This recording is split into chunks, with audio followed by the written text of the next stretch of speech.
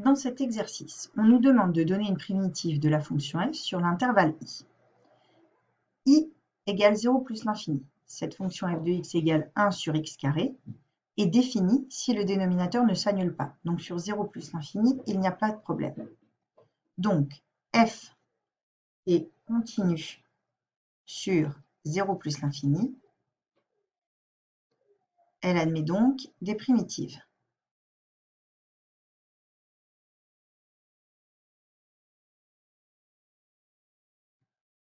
Sur 0 plus l'infini. Nous pouvons voir f de x comme étant égal à x puissance moins 2. Et donc, une primitive de petit f va être x puissance moins 1 sur moins 1 plus une constante, c'est-à-dire moins 1 sur x plus k, où k est un réel. Question B. 1 sur x moins 1 est continu sur son ensemble de définitions, donc sur moins l'infini privé de 1 et sur 1 plus l'infini. Donc sur 1 plus l'infini, elle est continue. Donc admet des primitives.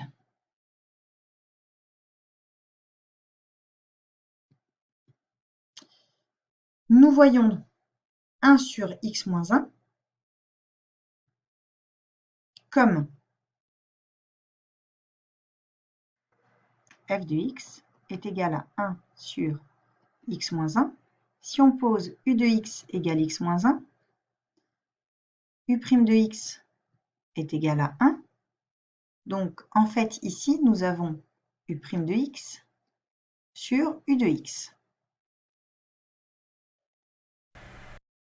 Nous savons que u de x est défini sur 1 plus l'infini. Donc, sur 1 plus l'infini, x moins 1 est forcément strictement supérieur à 0. On peut donc voir, si on se souvient de la formule de la dérivée de log de u de x, qu'ici nous avons u' sur u, donc une primitive de petit f va être grand f de x égale log de u de x plus une constante, et ceci est bien défini puisque justement u de x est strictement positif sur l'intervalle 1 plus l'infini. Donc ceci est égal à log de x moins 1 plus une constante. Cas numéro C. f de x est égal à exponentielle moins x et continue sur R, donc admet des primitives sur R.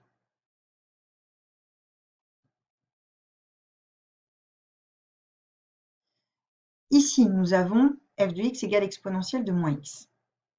On sait que l'exponentielle a pour dérivée elle-même, mais que l'exponentielle de u a pour dérivée u' fois exponentielle de u. Ici, nous n'avons pas le moins, donc il suffit de faire écrire f de x sous la forme moins exponentielle de moins x.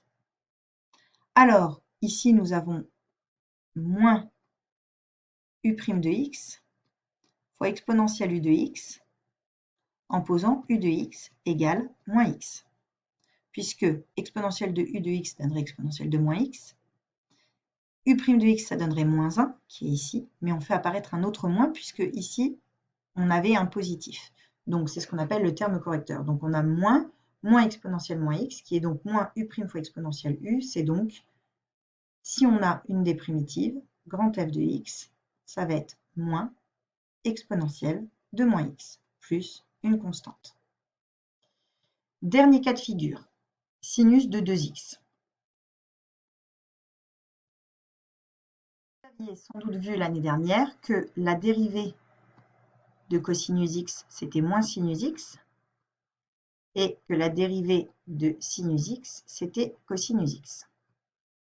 Ici, si nous obtenons sinus, cela veut dire que nous avions dérivé le cosinus.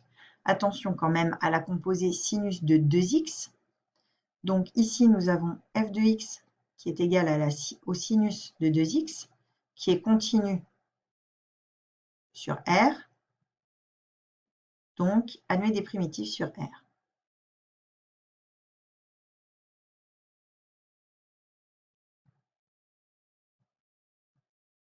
Quelle fonction a-t-on dérivé pour avoir sinus? Eh bien, il s'agit de moins cosinus.